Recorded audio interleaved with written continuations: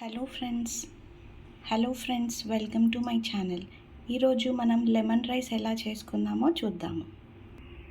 ముందుగా stove on చేసుకొని బాండీ పెట్టుకొని దాంట్లో ఒక 1.5 టేబుల్ స్పూన్ ఆఫ్ ఆయిల్ వేసుకుందాం.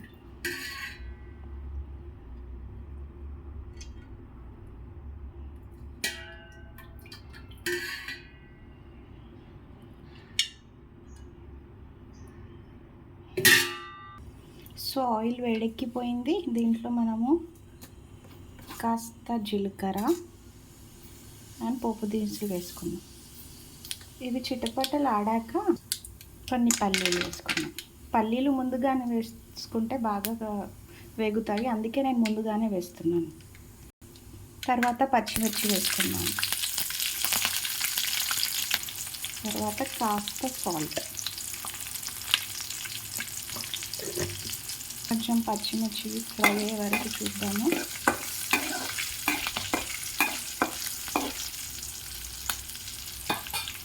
తర్వాత ఒక స్పూన్తో శనగపప్పు,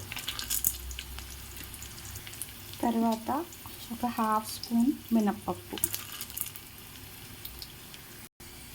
వేసుకొని బాగా ఫ్రై చేసుకుంటాం.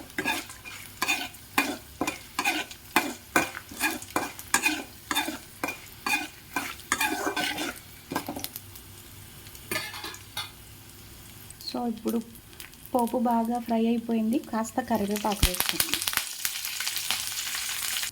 ఒక్క దంచిన వెల్లుల్లి. యాక్చువల్లీ ఇది ఫ్లేవర్ కోసము, అదే ప్రసాదంలో అయితే వెల్లుల్లి వాడరు. మీరు నార్మల్గా తినడానికి జస్ట్ ఫ్లేవర్ కోసం ఒకసారి ట్రై చేయండి, చాలా బాగుంటుంది, టేస్టీగా ఉంటుంది.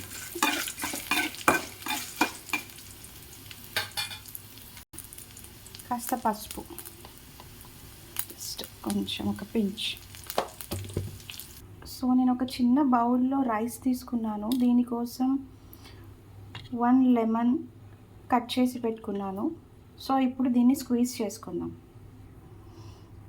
మా ఇంట్లో స్క్వీజ్ చేసేది లేదు, అందుకే నేను నార్మల్గా చేత్తోనే స్క్వీజ్ చేస్తున్నాను. చెయ్యి యూజ్ చేయకండి అని కామెంట్స్ పెట్టకండి ప్లీజ్.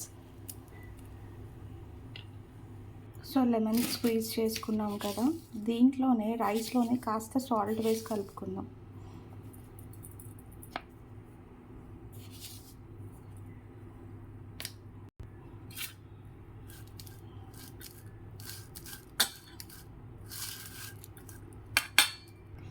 యాక్చువల్గా నేను మీకు కోసం చూపిద్దామని కాస్త రైస్ తీసుకొని నేను ఒక 1 లెమన్ తీసుకొని నేను లెమన్ రైస్ చేస్తున్నాను.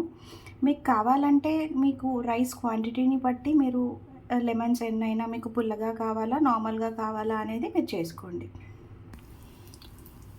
సో మనము మిక్స్ చేసుకున్న లెమన్ అండ్ రైస్ ఉంది కదా, మనం ఏదైతే పోపు చేసుకున్నామో దీంట్లో వేసేసుకుందాం.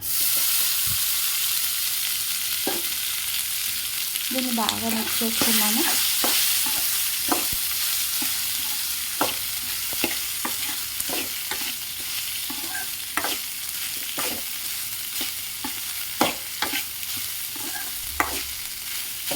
మీకు సాల్ట్ ఏమైనా ఎక్కువ తక్కువగా అనిపిస్తే ఈ టైంలోనే చూసుకోండి, చూసి మిగతా సాల్ట్ తక్కువ ఉంటే వేసుకోండి. బాగా కలుపుకున్నాము. యాక్చువల్గా అయితే పోపులోనే నిమ్మరసం వేస్తారు చాలామంది, కానీ అలా వేస్తే చేదు వస్తుంది అనమాట. అందుకే నేను విడిగా రైస్ తీసేసుకొని రైస్లో నేను నిమ్మరసము సాల్ట్ వేసి కలిపాను.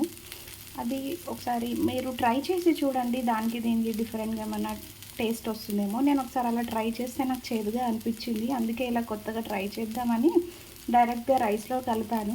అలా అయితే చాలా బాగా కలిసిపోతుంది.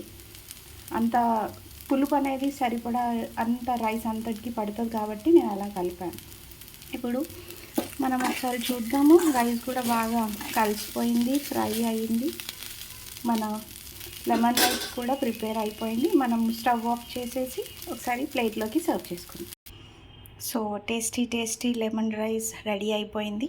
మీరు కూడా ట్రై చేసి ఎలా ఉందో చెప్పండి. Thank you for watching. Please do subscribe my channel. Thank you.